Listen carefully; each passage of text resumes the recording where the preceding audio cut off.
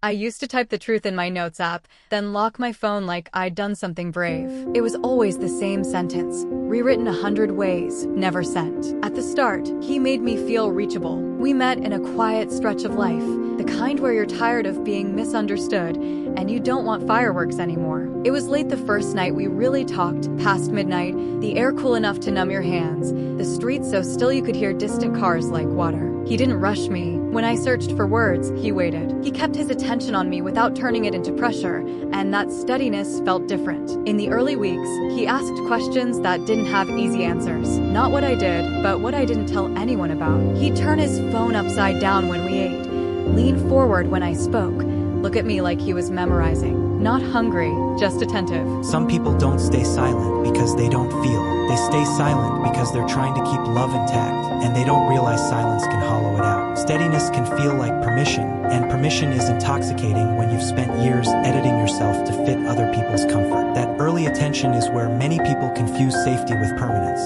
They think if someone sees them clearly once, they'll always keep seeing them. But attention isn't a trait, it's a choice, repeated. When we started staying over, it felt quietly domestic, like a secret. His kitchen light was too bright, so he kept it off and used a lamp instead, softening everything: his face, the walls, even the mess. He'd make coffee in the morning and set a mug near me without asking, like he already knew. One night, lying in bed with city noise slipping through the window, I told him I didn't like needing people. He didn't argue or fix it. He just said he understood and held my hand in the dark like it wasn't fragile. We moved in together without drama, just boxes, a hallway that smelled like someone else's laundry, takeout eaten on the floor.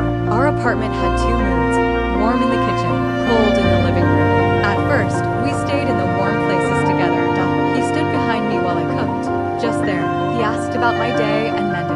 That's when I started the note in my phone. At first it was sweet, things I loved about him, but slowly it became a place for sentences I couldn't find a moment to say. That I felt far from him, that I missed him even when he was there, that I didn't want to beg for attention. I'd type them at night beside his steady breathing, then delete half, then lock my phone. That's intimacy. Not fixing, not performing, just staying close to something honest. And when intimacy begins that way, it feels like the relationship can hold real weight. The second question is a form of love. It tells someone, I'm not here for your summary, I'm here for you. Writing something down can feel like release, but it can also become rehearsal, practicing honesty in private while the relationship keeps living without it. That's a subtle psychological turn. When being seen becomes something you earn, you begin to shrink, not intentionally, instinctively. This is how unsaid feelings begin, not with cowardice, but with conflict avoidance dressed as kindness. You tell yourself it's not worth making heavy, and the feeling stays inside, growing heavier anyway. The shift didn't arrive like a problem. It arrived like efficiency.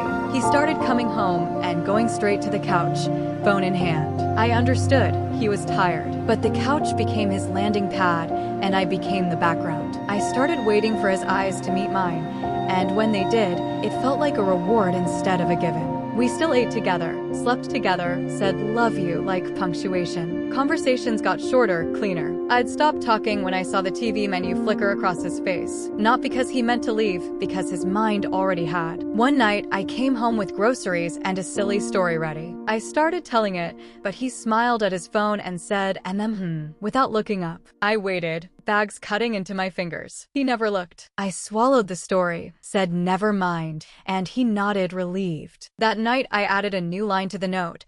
I stopped talking mid-sentence and you didn't notice. After that, the list felt less like somewhere to put words and more like somewhere to hide them. I added things while he sat right there. The way he said, "What's up?" instead of, "How are you?" The way he didn't ask follow-ups. The way I waited to be noticed in my own home. I told myself I was dramatic because he paid rent, kissed my forehead, was technically there. So I kept the list, and I kept my mouth soft. We got good at being pleasant. Mornings were coffee and scrolling. Nights were shows and phones the second the credits rolled. I noticed how fast he left shared moments. Once, washing dishes, I tried again. I told him I'd been feeling alone. He looked up, concerned, and said he was right there. I knew he meant it, so I said it was nothing. I hated myself for saying that, but I couldn't explain it without making him feel accused. After that, I stopped being direct. I sat closer, rested my head on his shoulder, Sometimes he let me, but his body stayed angled away, like I was something he wore, not someone he met. The list grew. I missed the second question. I missed his eyes. I missed when he touched me and stayed. I was scared we'd wake up as roommates. Some nights I scrolled the note without reading, just feeling its weight. Then I'd look at him sleeping, peaceful, and think if I spoke up I'd be the one making things heavy. So I didn't. The realization didn't look like an ending. It was a rainy weeknight. I held up one of his shirts I'd shrunk and said, "Look at this." He didn't answer. Then he laughed at his phone, real laughter. And my body understood before my mind did.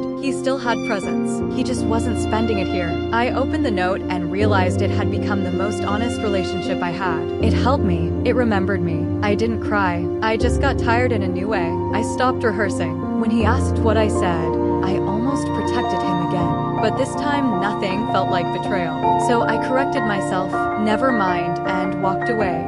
Not to punish him, just to be somewhere my silence belonged to me. We didn't break up, we just kept living, but I couldn't unsee it anymore. One morning, before he woke up, I opened the note. It was too long. I closed it without deleting it. It felt like proof I'd been here, trying. That night, lying beside him, I thought about waking him, about reading the list, about asking him to come back. Then I thought quietly, honestly, that even if he tried, I didn't know if I could forget how alone I learned to be next to him. So I stayed still. The apartment was dark.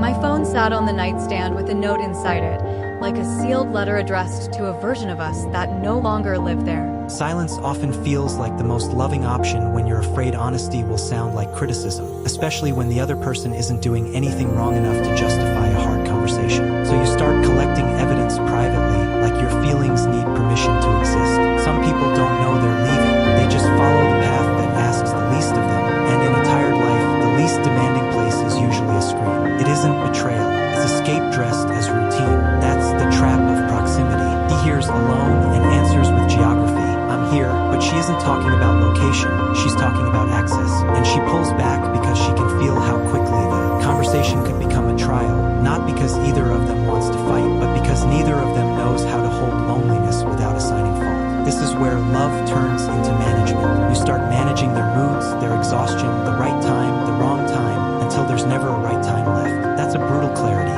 Not that he's a bad man, but that her emotional life has found a safer container than the person she loves. And once your private notes become more intimate than your conversations, you start grieving while the relationship is still technically alive. Here's the emotional truth of what was happening, without blame. He didn't stop loving her, he stopped tracking her. When people get comfortable, they start assuming. They assume you'll tell them if it's important. They assume you know they care. They assume the relationship will stay warm because it used to be warm. And when someone is tired or avoidant, the relationship becomes the one place they don't want emotional complexity because the rest of life already demands so much from them. So they offer what feels safe: tasks, routines, presence without participation. And she, because she loves him, because she doesn't want to be a burden, starts translating her needs into smaller and smaller versions until even she can't hear them clearly anymore. That's how comfort replaces connection. Not with a villain, but with two people trying to keep things easy until easy becomes empty. And that's the other side of too late. Not that the words can't be said, but that when they finally come out, they come out in a room that no longer knows how to hold them. That's the ending a lot of people carry. Not a door slam, not closure, just a private archive of unsaid sentences. Because sometimes the relationship doesn't end loudly. It just becomes a place where you stop risking your inner life.